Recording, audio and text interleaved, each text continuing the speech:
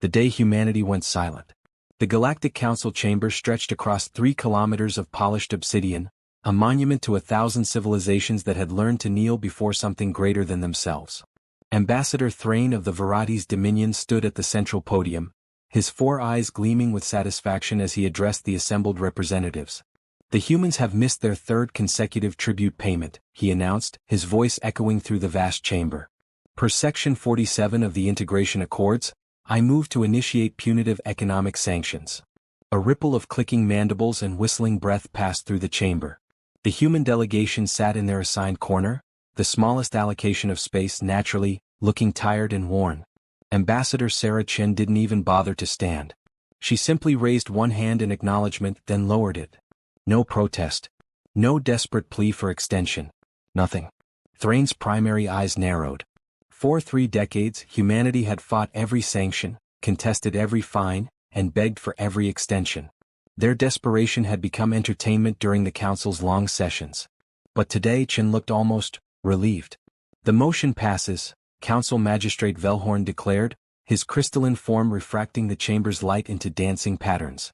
Earth's trading privileges are suspended for 6 cycles. Furthermore, all human vessels are restricted to their home system until tribute obligations are satisfied. Sarah Chen nodded once, then gathered her papers with steady hands. Her small delegation followed her toward the exit. Ambassador Chen, Thrain called out, unable to resist one final jab. Perhaps your species will finally learn its place. The strong survive. The weak serve. This is the natural order. Chen paused at the doorway. For a moment, Thrain thought she might finally break, might show that delicious human emotion they were famous for. Instead, she turned and offered him the strangest smile he'd ever seen on a human face. Natural order, she repeated softly.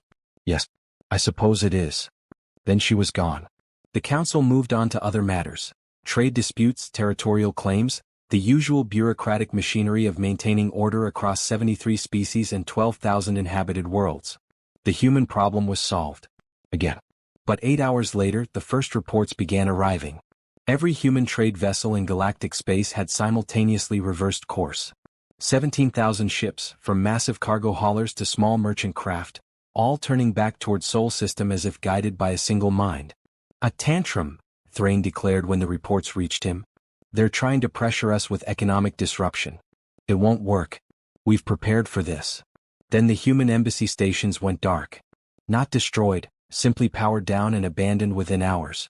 Diplomatic staff boarding the last shuttles home with the same eerily calm efficiency as Chen had displayed. By the second day, every human outside Sol System was gone. The galactic market shuddered. Human goods had been cheap, abundant, filling niches across 1,000 worlds. But the council had planned for this. Subsidies were activated. Alternative suppliers were already negotiating contracts. Let them starve in their little corner of space, Velhorn announced. They'll come crawling back within a cycle, desperate to reintegrate. Perhaps we'll make the terms even stricter. A lesson must be taught. But humanity didn't starve. They didn't even call. Instead, they simply disappeared behind their borders. 3 weeks passed. Then 4.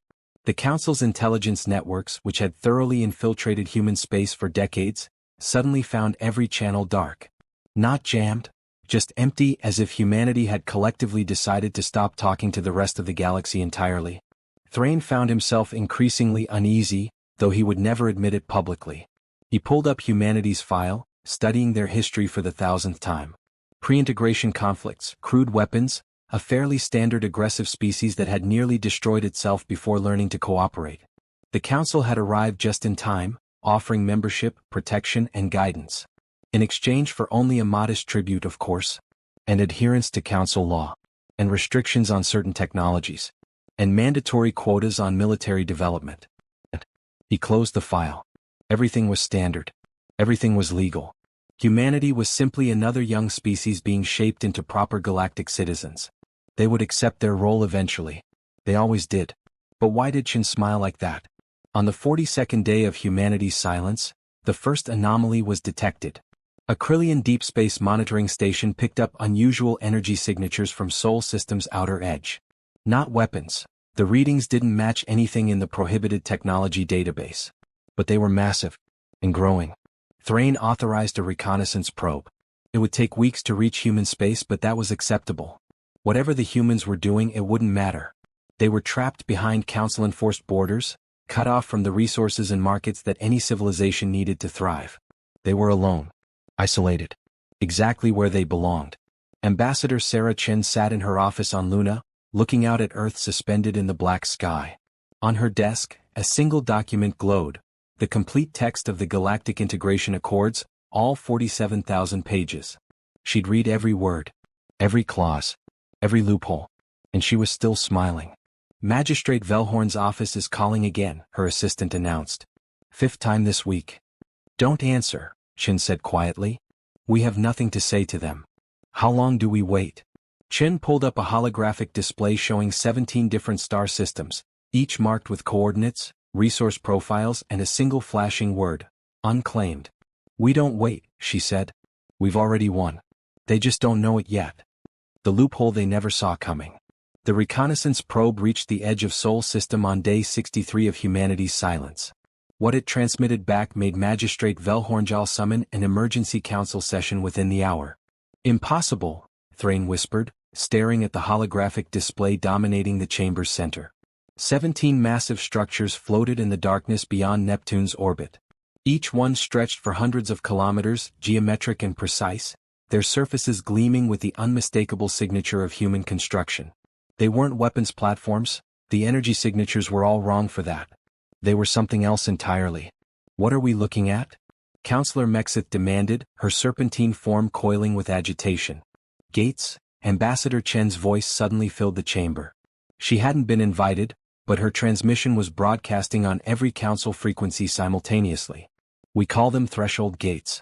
Each one capable of opening stable transit corridors across interstellar distances. Thrain's laugh was sharp and dismissive. Threshold technology is prohibited under Treaty Section 9.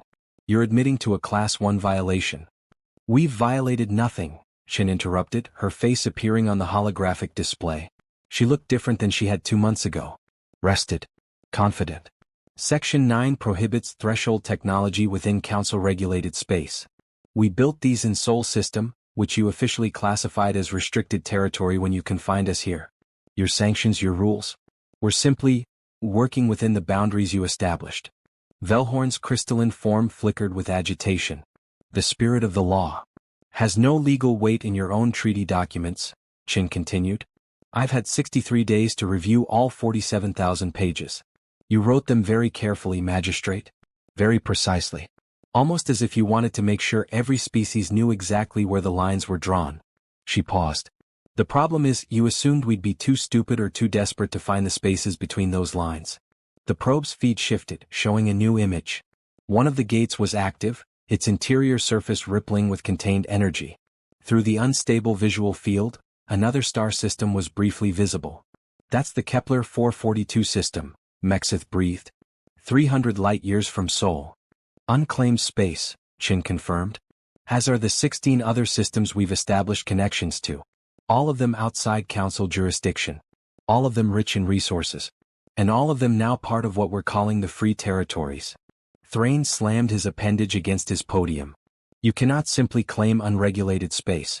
The expansion protocols require council approval, environmental surveys, indigenous species protection reviews. All of which apply to council member species operating under council authority, Chen said.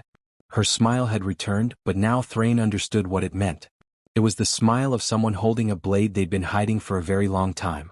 But we're not operating under council authority anymore, are we? You sanctioned us. You restricted us to our home system. You severed our trading privileges and our diplomatic status. In essence, you expelled us from your legal framework. The chamber erupted in chaos. A dozen voices shouted at once in a dozen different languages. Chen waited until the noise subsided. For 30 years we paid your tribute. We followed your quotas. We accepted your guidance, while you strip-mined our resources and undercut our industries with sanctions whenever we got too competitive. We smiled and nodded and played the role of the grateful primitive species being civilized by their betters. She leaned forward, her eyes hard. But you forgot something crucial. Humans didn't join your council because we needed you. We joined because we thought it was the right path forward. We believed in cooperation, in shared prosperity, in following the rules. She paused. You taught us that was naive. This is piracy. Velhorn's voice cracked like breaking crystal.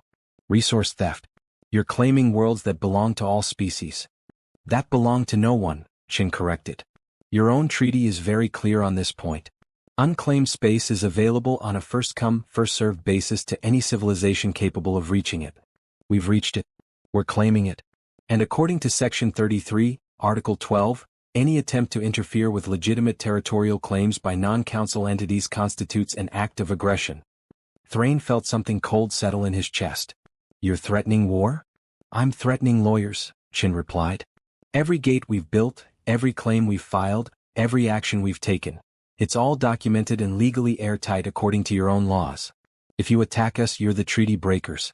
And according to Section 41, species that violate foundational territorial agreements face automatic expulsion from council protection.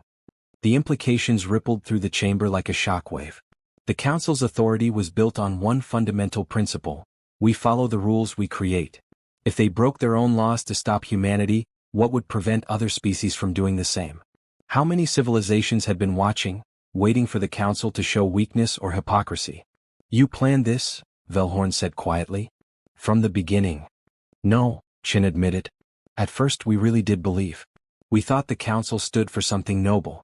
But after 30 years of watching you twist your own laws to keep us weak, to keep us dependent, to keep us paying. She shook her head. We learned. We adapted. And we found something you'd forgotten in all those pages of treaties and protocols.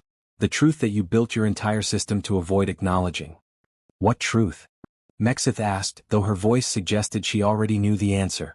That authority only exists if people choose to recognize it, Chin said. You can write all the laws you want. You can build monuments and conduct ceremonies and speak in grand terms about galactic order. But if someone simply says, no, and has the strength to make it stick. She spread her hands. Then your authority is just expensive paper. Thrain pulled up tactical displays running calculations. 17 gate systems. Unknown number of human colonies already established. Conventional forces would take years to mobilize for systems that distant. And the moment council ships entered free territory, humanity could legally respond with lethal force. More importantly, other species were watching. If the council attacked humanity for legally exploiting their own treaty loopholes, how many other civilizations would see opportunity in chaos? What do you want? Velhorn finally asked.